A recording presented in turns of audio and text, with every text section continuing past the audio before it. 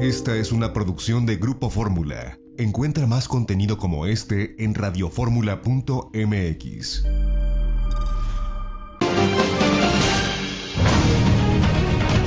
La agenda política.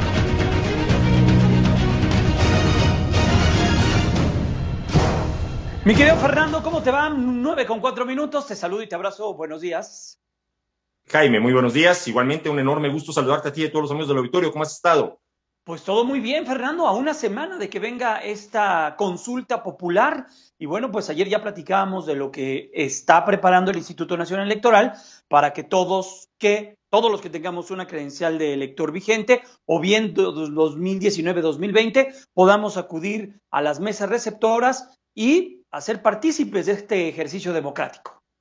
Definitivamente, Jaime, amigos del auditorio, un ejercicio inédito también para nuestro país. Recordemos que hemos platicado mucho acerca de lo que fue esta gran elección hace un mes, en donde fue concurrente en términos generales para todo el país y que nunca habíamos tenido una elección de ese tamaño en términos del número de cargos puestos a la disposición de los ciudadanos. Y nuevamente nos enfrentamos, de alguna suerte, a un ejercicio nuevamente inédito. Es la primera vez que se llevará a cabo este ejercicio de consulta popular, ya organizado formalmente por el INE, y vale la pena, me parece, el recapitular un poco lo que implica, lo que significa y quizás sobre todo el hacer un pronóstico respecto a lo que pueden ser no solamente este ejercicio, insisto, como un elemento primero, será el primer ejercicio de este tipo que se lleve a cabo, pero sí subsecuentemente, recordemos que no es una circunstancia meramente anecdótica, sino que finalmente ya está establecido en la Constitución. El artículo 35 de la Constitución prevé precisamente este ejercicio y en función de ello me parece que vale la pena el aprovecharlo desde luego como un elemento de participación y clarificar cuáles son los alcances que la misma tiene. Ya lo mencionabas, en efecto, el día de ayer se ha estado difundiendo alguna suerte tanto las limitantes que tendrá un poco este ejercicio. El INE, por ejemplo, planteaba la instalación de 104,000 casillas, se instalarán poco más de 57,000. Sin embargo, se prevé que en cada una de ellas haya un máximo de 2,000 boletas, de manera tal que si por alguna circunstancia, poco más de 93 millones de mexicanos que estamos en el padrón electoral, decidimos emitir nuestra opinión, que no nuestro voto, estará en condiciones precisamente de recibirse en estas mesas receptoras de la opinión. Afortunadamente, parece que no hay complicación en cuanto a la organización, es decir, están los funcionarios de estas mesas receptoras precisamente para poder cumplir completamente con esta estructura, con esta infraestructura respecto a lo que se instalará.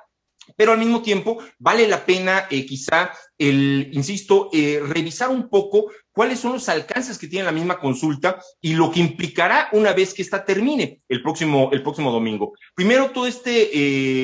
discusión que se generó a partir de lo rebuscado que puede ser la propia pregunta y que de alguna manera parecería que en sí misma no trae una connotación específica respecto al propio resultado. Es decir, sabemos que para que sea vinculante se necesita que participe el 40% del padrón electoral. Para darnos una idea, en la elección pasada, la de hace apenas poco más de un mes, participó el 52% de la población. Esto nos habla de lo complicado que podrá ser en sí mismo, en principio, el alcanzar este número mágico del 40% del padrón electoral para que la respuesta de esta consulta pudiera ser o no vinculante para las instituciones encargadas precisamente de recibirlo y de ejecutarlo, que sería el Poder Ejecutivo y eventualmente el Poder Legislativo. No así, ojo con esto, el Poder Judicial, porque los elementos de aplicación propiamente de la justicia no son materia de una consulta popular. Por lo tanto, también vale la pena tener claro que independientemente del resultado que pueda tener esta consulta, insisto, y que eventualmente pueda ser vinculante, no tendrá repercusión alguna en el caso específico del Poder Judicial. Y qué bien, entonces, Fernando, nomás tendremos que salir a votar, ver primero que se logre más del 40% o el 40% y ver cómo aterrizas esta pregunta que es tan ambigua o tan compleja de entender, ¿no? Porque la Suprema Corte de Justicia ahí quedó para agentes o personas políticas del pasado, no recuerdo bien exactamente cuál es la palabra que utiliza, pero se ha querido relacionar esto solamente con expresidentes, pero es mucho más amplio, es de mayor espectro, ¿no?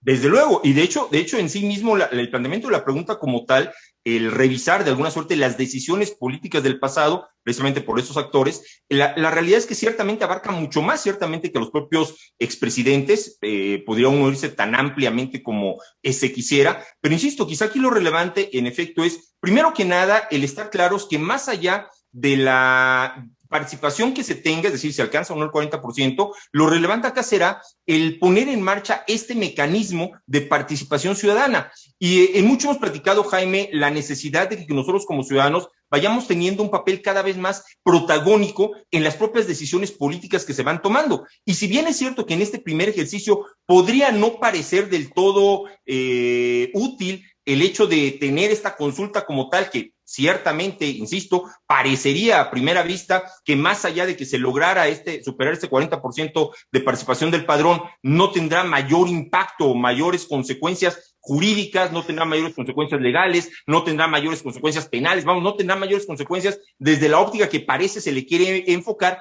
sí podría significar, insisto, un primer gran ejercicio de participación ciudadana más allá de lo que es nuestro sistema electoral, de llamarnos a las urnas cada vez con una mayor claridad cada 3 años, una vez que se logre o que se pueda conseguir esta concurrencia prácticamente completa en el país al cual se podría aspirar, y que de alguna manera tengamos estos mecanismos adicionales de emitir nuestras opiniones. Si bien nuestra democracia participativa, representativa, nos lleva justamente a ir eligiendo a nuestros propios representantes, lo cierto es que el tener, insisto, estos mecanismos que amplían la gama de participación ciudadana, siempre deberían de ser bienvenidos y deberíamos de aprovecharlos. Más allá de lo rebuscado que puede ser desde luego la pregunta, más allá de las reglas que se implementaron para poner en marcha este mecanismo de consulta popular, la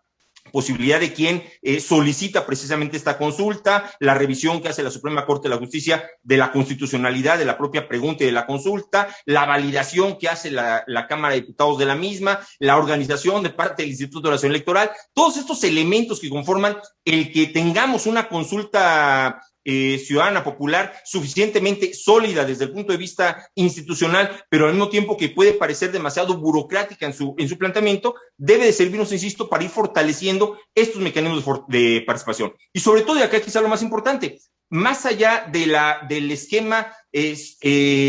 esquemático de quién va tomando partido respecto a esta consulta, el quién gana o el quién pierde una vez que suceda la misma, habrá de ser fundamentalmente, y me parece lo medular, que nosotros como ciudadanos vayamos ganando precisamente espacios de participación, espacios de discusión y espacios de opinión cada vez más fuertes, más sólidos, más estables dentro de nuestra democracia en el país, Jaime. Tienes toda la razón en eso, sí, que más allá de quién gana y quién pierde, que estos espacios se sigan ganando, se sigan promoviendo y por supuesto se sigan aprovechando por los propios ciudadanos. Gracias, Fer, cuídate, te abrazo, te deseo excelente fin de semana. Igualmente, Jaime, que así sea, hay que seguir fortaleciendo la discusión, el debate civilizado, el intercambio de ideas y por supuesto el fortalecimiento de la cultura cívica. Jaime, un abrazo, excelente domingo. Hasta pronto, excelente domingo, Fernando Ávila, nuestros ojos.